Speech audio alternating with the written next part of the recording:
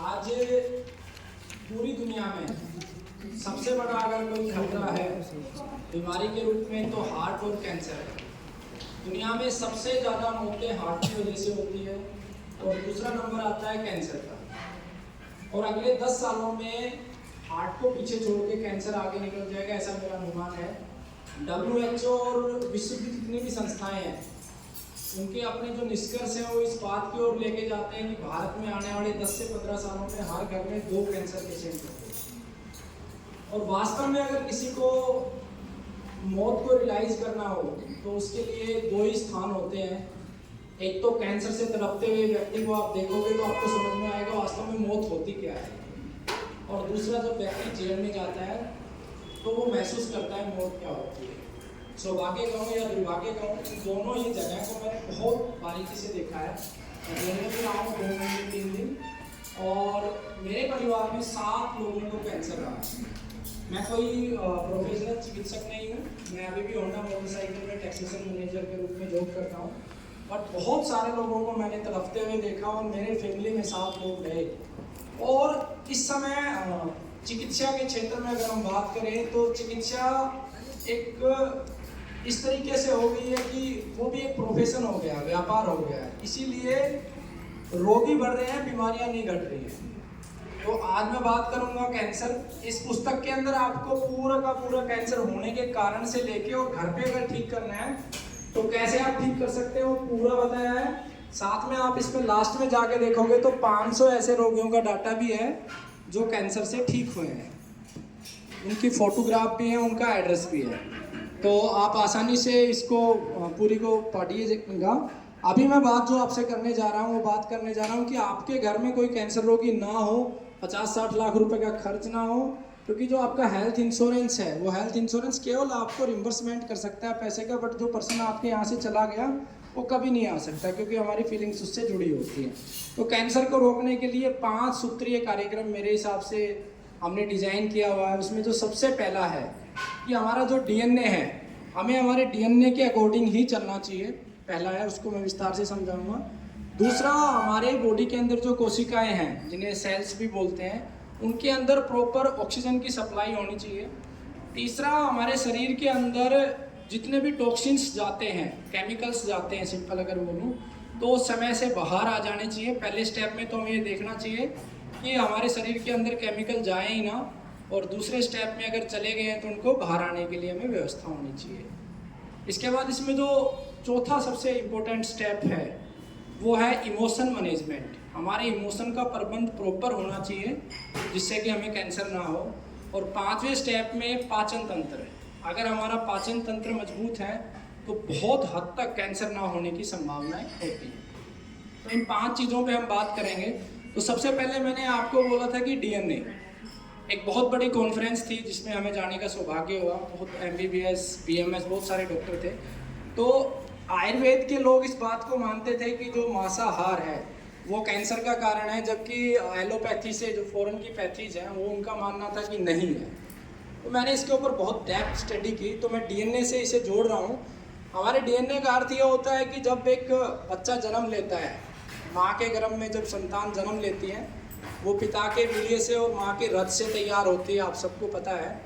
तो जो पहली कोशिका बनती है हमारे शरीर में, उसी कोशिका का डिवीजन हो के आगे हमारा शरीर बनता है।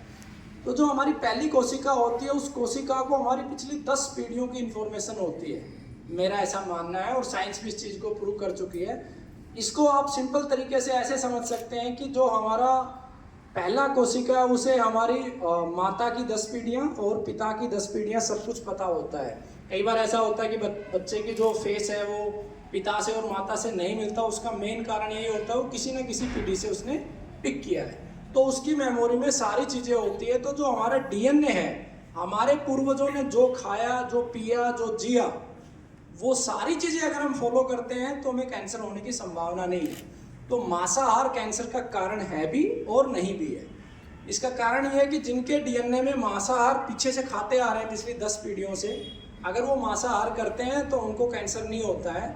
मेरे पास लगभग 1500 लोगों की स्टडी है इसके ऊपर, और जिनकी पिछली 10 पीढ़ियों ने मांस नहीं खाया है और वो अब अचानक से मांसाहार की तरफ बढ़ रहे हैं, तो वहाँ पे कैंसर हो जाता है।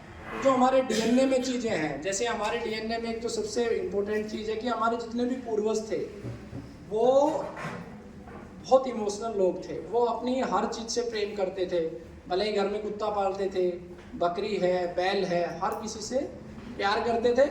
अब हमारे डीएनए में चेंज आके वो प्यार की जगह ईर्ष्या में कन्वर्ट हो गया है। चाहे आप घर के अंदर देख लो, 3 भाई हैं तो तीनों में ईर्ष्या तत्व ज़्यादा है प्रेम तत्व के मुकाबले। रीजन जो भी है, टेलीविजन या अन्य थिंग कुछ भी आप ले सकते हैं, बट ये एक मैंने सिंपल सा एग्जांपल दिया। तो हमें हमारे डीएनए के अकॉर्डिंग ही रहना होगा, तो निश्चित रूप से हम कैंसर को हरा पाएंगे। दूसरा मैंने पॉइंट बोला कि ऑक्सीजन, हमारी कोशिकाओं में ऑक्सीजन की सप्लाई। अब ऑक्सीजन के लिए बहुत सारे वे आउट हैं, लेकिन प्रॉपर कोशिका तक ऑक्सीजन पहुंचे उसके लिए हमें क्या करना होगा। देखिए, हमारे शरीर के अंदर 70% पानी है अप्रोक्स। हर किसी की बॉडी में अलग अलग है, बट अप्रोक्स 70% कह सकते हैं। तो जो 70% पानी है, पानी ही ऑक्सीजन की सप्लाई में बहुत महत्वपूर्ण भूमिका निभाता है। और आज सबसे बड़ी दुर्भाग्य की बात यह है कि हमारा पानी ही खराब हो गया है। तो कोशिकाओं में ऑक्सीजन की सप्लाई के लिए सबसे पहले नेचुरल पानी होना चाहिए, जितना हो सके प्राकृतिक पानी हम यूज करें। और उसको आगे फर्दर मैं आपको एक लिंक दे दूंगा, आप उससे देख सकते हैं कैसे उसको ऑक्सीजन के अनुकूल बना सकते हैं। उसके अलावा जितने भी एंटीऑक्सीडेंट चीज़ें होती हैं, जैसे आंवला है, वो ऑक्सीजन की सप्लाई में बहुत महत्वपूर्ण योगदान प्ले करता है, रोल। उसके बाद आपका जितने भी फ्रूट्स हैं वो सभी ऑक्सीजन की सप्लाई में, रॉ फ्रूट्स की बात मैं कर रहा हूँ, ऑक्सीजन की सप्लाई में बहुत महत्वपूर्ण योगदान है। सब्जियां हैं, कच्ची सब्जियां हैं, वो बहुत महत्वपूर्ण है। सर ने बहुत अच्छी बात बोली थी कि 70% खत्म हो जाता है, मैं बिल्कुल एग्री करता हूँ, क्योंकि हमारे पूर्वज ज़्यादातर चीज़ें रॉ में ही लेते थे, कच्ची ही खाते थे। तो सब्जियां बहुत महत्वपूर्ण है। लेकिन इसमें हमें एक जो महत्वपूर्ण चीज़ है कि आज जो सब्जियां आ रही हैं उनमें सबसे पहले तो केमिकल्स इतने हैं, फ्रूट्स में भी और वेजिटेबल्स में भी। तो हमें सबसे पहले तो ये देखना है कि बिना केमिकल का फ्रूट्स कौन सा बाजार में अवेलेबल है। जैसे अमरूद है, बट अब अमरूद में एक स्टेप और, अमरूद हाइब्रिड हो गया है, और हाइब्रिड से भी ऊपर अब तो जीएम पे गवर्नमेंट जाने वाली है, जो कि बहुत खतरनाक है। क्योंकि कैंसर के साथ साथ अब आने वाली पीढ़ी को सबसे बड़ी जो चैलेंज होने वाली है वो फर्टिलिटी की होने वाली है। और जैसे जैसे जीएम फूड आएगा वैसे वैसे माँ और पिता बनना एक सपन जैसा हो जाएगा, क्योंकि ये सीधा सीधा प्रहार है हमारी फर्टिलिटी के ऊपर। जनसंख्या को नियंत्रित करने के लिए जीएम को इनकॉर्पोरेट किया जा रहा है। तो पहले तो हमें देसी खाना है, देसी बीज से बने हुए टमाटर हो, फल हो, सब्जियां हो। दूसरा, उनको केमिकल फ्री कैसे कर सकते हैं, तो केमिकल फ्री करने के लिए पहले तो खुद उगा सकते हैं आप, किचन गार्डन के माध्यम से छत पे कर सकते हैं। जो लोग शहरों पे रहते हैं वो फैमिली फार्मर यूज कर सकते हैं। दूसरा, जो सीजनेबल फ्रूट आता है उसके अंदर केमिकल की संभावनाएं कम होती है। जो जिस सीजन में उत्पादित हुआ उसी सीजन में आप अगर कंज्यूम करोगे तो वहाँ पे केमिकल की संभावनाएं कम होगी। तीसरा, आप उसको, जैसे बहन जी ने एक बहुत अच्छी बात बोली थी कि उसके ऊपर, सेब के ऊपर उस केमिकल की कोटिंग होती है, हम उसे उतारें कैसे। तो उसका वे आउट हमें ढूंढना होगा, क्योंकि जो सेब का ऊपर का जो हिस्सा है, छिलका जिसे हम भाषा में, हमारी भाषा में बोलते हैं, वो कहीं ना कहीं उस फ्रूट की 50% पावर है। तो 50% पावर तो हमने ख़त्म ही कर दी उस वैसलीन के चक्कर में। तो नेचुरल सेब कहाँ से मिल सकती है, हम घरों पे भी लगा सकते हैं सेब के प्लांट। अब काफ़ी इस पर डेवलपमेंट हो चुका है। इसके अतिरिक्त अगर आप गौमूत्र से एक बार साफ़ करेंगे, हालांकि थोड़ा सा आपको हेजिटेशन रहेगी, बट अगर आप गौमूत्र से उसे साफ़ करेंगे तो 95% केमिकल ख़त्म हो जाता है। मैंने हमारे कैंसर पेशेंट्स में गौमूत्र और पंचगव्य का प्रयोग करते हैं, तो वो भी एक तरीका हो सकता है।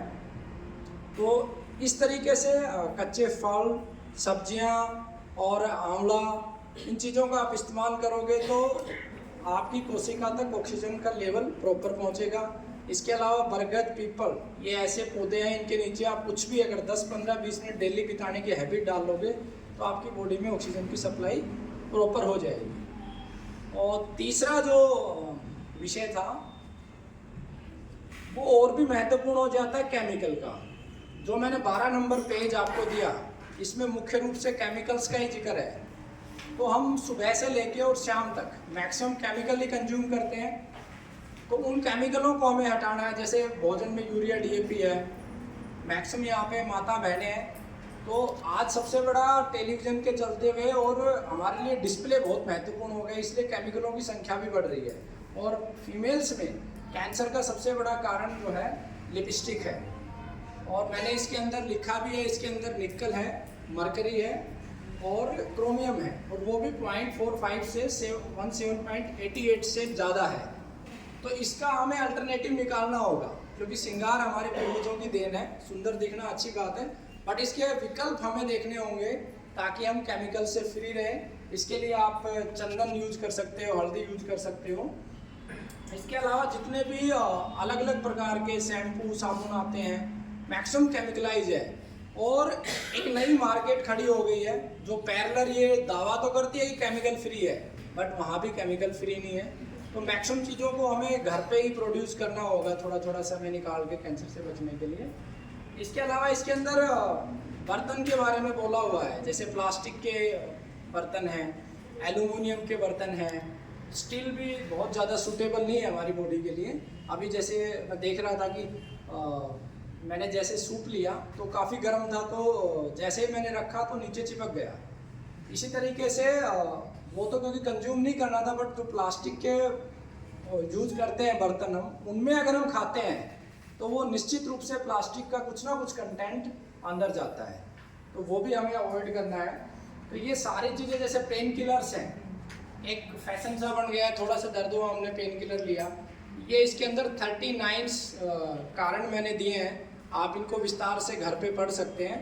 तो धीरे धीरे आप अपनी लाइफ से केमिकलों को बाहर निकाल पाएंगे। एक तो सबसे महत्वपूर्ण है आटा, क्योंकि जल तत्वों के बाद सबसे ज़्यादा पृथ्वी तत्व हमारे शरीर में होता है, और पृथ्वी तत्वों की पूर्ति सबसे ज़्यादा आटा ही करता है। जो आटा हम खाते हैं गेहूं का, जौ का, चने का, रागी का, तो इस आटे में आप देखोगे कि जैसे ये पैकेट का रूप लिया है, उदाहरण के लिए एक पतंजलि का आटा हो या अन्य किसी भी कंपनी का आटा हो, आटे के अंदर स्वतः ही 10 से 20 दिन के अंदर अंदर कीड़ा पनप जाता है। वो प्रकृति का नियम है, बट आजकल 6 महीने तक नहीं पनपता। उसका कारण ये है कि आटे के अंदर एक केमिकल मिलाया गया है जो उसके अंदर उस जीव को पनपने नहीं देता। और वही जब हम भोजन के रूप में लेते हैं, जिस आटे का नाम आशीर्वाद है, उसी आशीर्वाद को जब हम लेते हैं थैली से, तो वही हमारे पेट का, लीवर का, आंत का कैंसर का कारण बन जाता है। तो उसके लिए भी हम दोबारा से चक्की की तरफ मुड़ें, जिससे कि हम ताज़ा आटा लेके यूज कर सकते हैं। तो इस तरीके से हम धीरे धीरे केमिकलों को अपने जीवन से आउट करेंगे, तो निश्चित रूप से हम कैंसर को हरा पाएंगे। चौथा मैंने बताया इमोशन मैनेजमेंट। ये सबसे महत्वपूर्ण पहलू है, इस पर हम बिल्कुल ध्यान नहीं करते। इसको थोड़ा सा सरल करके मैं बताता हूँ कि हमारे जीवन में ऊर्जा के बहुत सारे स्रोत होते हैं। अगर हमें प्रॉपर ऊर्जा मिलती रहती है तो हम निश्चित रूप से बड़ा काम कर सकते हैं, हमारे शरीर को भी आरोग्य दे सकते हैं। एक व्यक्ति दिन भर काम करके और अपने घर पे आया है, घर पे आके उसे पता चलता है, खुश है, वो पूरे सफ़र में खुश है कि उसे अपने बच्चों से मिलना है, पत्नी से मिलना है, माँ से मिलना है, और घर पे आते ही उसे पता चलता है कि पत्नी और उसकी माँ का झगड़ा हो रखा है। शरीर वही है, शरीर वही है, लेकिन वो अपने आप को मरा सा फील कर रहा है। मैंने एक एग्जाम्पल दिया है, और वहीं पे वो व्यक्ति ऐसे बिल्कुल पूरा उसका सिस्टम हिल जाता है, सिर्फ एक छोटी सी घटना की वजह से। इसका मूल कारण क्या है कि हम लोगों को बचपन से लेके, और जो हमारा अध्ययन है उसमें रिश्तों का प्रबंधन हो, ये सारी चीज़ें नहीं सिखाई जाती हैं। तो इमोशन मैनेजमेंट का मेरा इसमें टॉपिक जो है, इसमें मेन चीज़ ये है कि आज हम अप्राकृतिक चीज़ों की तरफ हमारा झुकाव ज़्यादा हो गया है, प्राकृतिक चीज़ों को छोड़ के। फॉर एग्जाम्पल, हम बच्चे को, छोटे से बच्चे को जब माँ जन्म देती है, 3 साल के बाद ही वो प्ले स्कूल में चला जाता है, प्ले स्कूल से फिर और स्कूल, फिर हॉस्टल। तो हम अपने बच्चे को समय कितना देते हैं? जितना हम समय देते हैं वापस इतना ही समय वो हमें रिफंड करेगा। तो इमोशन मैनेजमेंट का इसमें मेन रीज़न ये है कि हमें इमोशनली कनेक्ट करना है अपने लोगों के साथ, प्रकृति के साथ, पेड़ पौधों के साथ, जीवों के साथ, वनस्पतियों के साथ। हम बार बार देखेंगे कि हमारे पूर्वज कहते भी थे जीवन जीवन जी रहे हैं, लेकिन आज तक हमने जीवन की परिभाषा को खोल के नहीं देखा। आप में से कितने लोगों को पता है जीवन का क्या अर्थ है? बता सकते हैं? प्रेजेंट में जीना ही जीवन, मतलब जो अभी आज समय में खुश रह के, पूरी स्वस्थ रह के जीना। इनके लिए ताली बजाओ, हमसे कम नहीं बताया। ये मेरा अपना मत है, सही और गलत तो समय ही बता सकता है। जीवन का अर्थ है जीव और वन। इस प्रकृति के अंदर लगभग 84,000 जीव, 84 लाख योनियां जीवों की बताई गई है, ठीक है, बहुत सारी हमने देखी भी है। और वन मतलब वनस्पतियां। तो जितने भी जीव हैं और वनस्पतियां ये आपस में एक दूसरे के साथ प्रेम करते हुए जो समय बिताते हैं, यही जीवन है, मेरा अपना मत है। तो हम जितना एक दूसरे से प्रेम करेंगे, चाहे जीव, अन्य जीव हो, वनस्पति हो, निश्चित रूप से हम क्वालिटी ऑफ लाइफ हमारी इंप्रूव होती जाएगी। क्योंकि प्रेम एक तरीके से एनर्जी है, शक्ति है हमारे लिए। जितना हम प्रेम करते जाएंगे उतना आगे बढ़ते जाएंगे। आप देखोगे हमारे पूर्वज पेड़ों की भी पूजा करते थे, नदियों की भी पूजा करते थे। उसका साइंटिफिक रीजन था, बस उन्होंने उसको धर्म से जोड़ दिया, बट दैट इज साइंस। मैंने कई बार अपने आप पे वो बहुत सारी चीज़ें ट्राई की है। आप जितना पेड़ों के नज़दीक जाएंगे, जैसे आपको अपनी बॉडी का एनर्जी लेवल बढ़ाना है, तो आप कभी भी 1 साल से छोटे बच्चे के पास रहिएगा। रोजाना आप अपनी हैबिट बना लीजिएगा कि 10 से 15 मिनट आपको 1 साल से छोटे बच्चे के साथ रहना है, या किसी भी जीव के साथ रहना है। मनुष्य में 5 साल के बाद एनर्जी लेवल बिल्कुल डाउन होता जाता है, लेकिन बाकी जितने भी जीव हैं उनमें एनर्जी लेवल लगभग समान होता है। हाँ, जो भारतीय गोवंश है, देसी गौ माता है, उसका एनर्जी लेवल बहुत हैवी होता है, बहुत हाई होता है, उसको मापा भी नहीं जा सकता, उसमें सदैव बरकरार रहता है। तो छोटे बच्चों के साथ आप समय बिताएंगे तो आपका इमोशन लेवल भी बेस्ट रहेगा और आपका एनर्जी लेवल भी बेस्ट रहेगा। आप वनस्पतियों के पास जाइए, उनके नीचे बैठिए, पेड़ बात करते हैं, वो अपनी फीलिंग्स आपसे शेयर करेंगे। मैं लगभग 3 लाख पेड़ लगा चुका हूँ, तो मुझे बहुत अच्छे से पेड़ों को हक कीजिए, बरगद को गले लगाइए, पीपल को गले लगाइए, अपने माता पिता को गले लगाइए, आप अपने दादा दादी के पैर दबाइए। आप देखिए आपका एनर्जी लेवल ऑटोमेटिक कितना बढ़ता जाएगा और आपका जो इमोशन मैनेजमेंट है वो भी अच्छा हो जाएगा। और इससे अल्टीमेटली जो आपकी कोशिका है उसके अंदर हार्डनेस नहीं आएगी और उसका जो डीएनए है उसकी मेमोरी बिल्कुल नहीं जाएगी। और डीएनए का डिसऑर्डर ही कैंसर का सबसे बड़ा कारण है। तो ये चौथा कारण था। और अंत में हम बात करेंगे हमारे पाचन तंत्र की, ये आखिरी है। पाचन तंत्र का मैं इसलिए मानना है कि 20% जो कैंसर बनते हैं वो हमारे कमज़ोर पाचन की वजह से बनते हैं। अगर हमारा पाचन तंत्र मजबूत होगा तो निश्चित रूप से हमें कैंसर नहीं हो सकता। सर ने बहुत अच्छे से बताया, बहन जी ने भी बहुत अच्छे से बताया।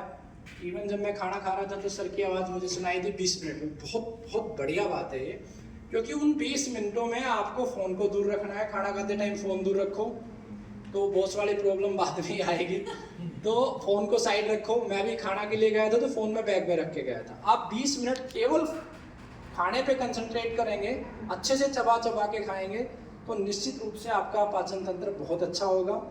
और उसके लिए आप कर सकते हैं कि आप 1 चम्मच जीरा लेके 1 गिलास गर्म पानी में अच्छे से बॉईल कर लें उसको, और वो पानी आप पी सकते हैं खाने से 1 घंटा पहले। और खाने के बाद बहुत सारी चीज़ें होती है, वैसे हिंगवाष्टक चूर्ण आता है, बहुत अच्छा काम करता है। खाने के आधे पौने घंटे बाद आप गर्म पानी के साथ ले सकते हैं, तो वो भी आपके पाचन तंत्र को मजबूत कर देगा। इसके अलावा पूरे साल में हमारे यहाँ एक आयुर्वेद में प्रचलन है त्रिफला का। तो त्रिफला को 12 कंटेंट में हमने तोड़ा है हमारी इस पत्ती में, जीवन चिकित्सा में। जैसे इस समय कफ का सीजन चल रहा है तो आप समान मात्रा में आंवला, हर्ड, बहेड़ा में अगर आप सौंठ को और मिला के लेंगे तो अगले 2 महीने तक आप बिल्कुल फिट रहेंगे। इसी तरीके से त्रिफला को 12 महीने सेवन करेंगे, उसके अलग अलग कंटेंट हैं, तो निश्चित रूप से आपका पाचन तंत्र बहुत मजबूत रहेगा। आपका लीवर, किडनी, आपको एक बाकी छोटी छोटी प्रॉब्लम सारी आउट हो जाएंगी। और जो भी बीमारी है, चाहे शुगर हो, चाहे थायराइड हो, ये सारी की सारी आपकी ख़त्म हो जाएंगी और आपको कैंसर होने की संभावनाएं लगभग समाप्त हो जाएंगी। तो इस विषय में आपको कोई और भी प्रश्न है किसी भी प्रकार का तो आप मेरे से शेयर कर सकते हैं। और इसकी और डेप्थ में आपको नॉलेज चाहिए तो हम लोग ऑनलाइन क्लासेज होती हैं, मात्र 1 रुपये में हम इन सब विषय की ऑनलाइन आपको 1 घंटे की क्लासेज होती है, आप ले सकते हैं। आपने समय दिया, आपका बहुत बहुत धन्यवाद, बहुत बहुत आभार। हाँ, इससे थोड़ा सा विषय डिफरेंट है और लंबा हो जाएगा। सर अनुमति देंगे तो मैं इस पर आपको वर्णन करूँगा। मेरी मजबूरी है, मैं किसी का काट के 2 लोगों का काट के अनुमति दे दूं। अगर आप एग्री करते हैं, जिनका काटूंगा उनको झेल लेना। बोलिए। मैं अलग से बात कर सकती बेटर ये this is a very very very Siyani गल की तुसी पंजाबी च कही ताली मारो।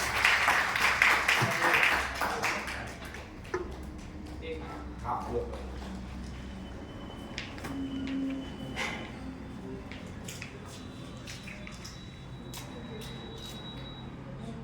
Thank you so much sir. बहुत बहुत धन्यवाद सर। अगर आप अलाउ करें तो मैं नंबर बोल सकता हूँ? हाँ बोलो। ये वैसे बुक में लिखा होगा। नहीं, ये मेरा हाँ बोलो बोलो नंबर बोलो। That is the more 70 154 70 70 154 38 70 154 38 468। On the other side Anil ये फोन नंबर नोट कर लिया, आपके ग्रुप में शेयर कर दिया जाएगा सो दैट परमानेंटली वो आप लोग व्हाट्सएप कीजिएगा। मैं फोन उठा नहीं पाऊंगा, पहले क्षमा चाहता हूँ। आप व्हाट्सएप कीजिएगा, आपका नाम लिख के, और इस सेमिनार में आप मिले थे तो मैं आपके रिवर्ट व्हाट्सएप पे करूंगा। बहुत बहुत धन्यवाद। Thank you so much, thank you. और ये सेशन ऑन अभी जान ही रहे ना, अभी है अब निकलूंगा। हाँ हाँ इन्होंने एक छोटे से टाइम के अंदर बहुत सारी बातें की और 5 चीजों पे बात की, और पिछले 2 दिनों में हम 5 ही चीजों में बात कर रहे हैं, लेकिन एक सिस्टमैटिक एक बड़ा समराइज तरीके पे इन्होंने हमारे साथ वो 5 चीजें शेयर की। डीएनए में डिस्टरबेंस आ गया तो क्या करें? कल अनिल डीप टिश्यू मसाज बता रहा था। Why? What is the purpose of to have a deep tissue massage? Just to make sure कि आपका DNA intact है, the information from my purvas and the information which need to be passed to next generation has to be same. उसके अंदर chromosome कोई ऐसा कुछ information टूटे ना, इसलिए वो। लेकिन because of our fooding, because of our lifestyle, because of our n number of things, ये DNA disturb हो जाता है और समझ नहीं पाता कि what is the right and what is the wrong, and that lead to have abnormal uncontrolled growth of our cell। जब ये कंट्रोल नहीं होती तो एक ऐसी बीमारी का नाम से आ जाती है जिसको हम कैंसर कहते हैं। तो उस पे इन्होंने बात किया, फूडिंग पे बात किया, ऑक्सीजन पे बात किया, how to have a more oxygen. सुबह से लेके शाम तक we were so much in depth of discussion पानी के ऊपर थी। What should be the quality, how to take घाट का पानी पिया, what it mean, there are so many things। तो अल्टीमेटली आप देखो कोरिलेट करते जाओ यहाँ पे। अच्छा A2 मैडम सुरभि, गाय का गौमूत्र पे अगर मैं सेब को धो दूं तो उसकी गुणवत्ता बढ़ जाएगी। And you are talking about कि गाय का घी, A2 घी, गाय के ऊपर लगी वो ये चिप जो सबने देखी भी कि गाय के गोबर के अंदर कितनी ताकत है, उसमें स्वर्ण है, उसमें कितनी सारी चीजें। So this is a something. अच्छा 2 बातें हैं इसमें, एक तो गुड फील आपको हो रहा होगा, दूसरा ये है आपको ये भी अपने आप को चेक करने का मौका लग रहा है कि we are on a right track.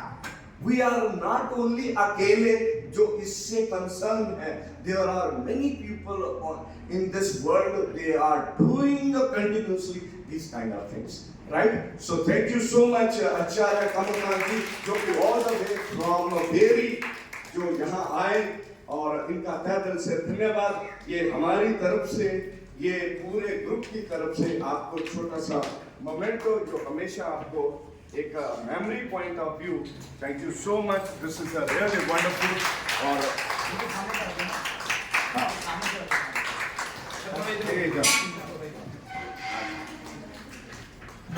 so this is a really wonderful. Thank you so much. So nice. Thank you. Okay.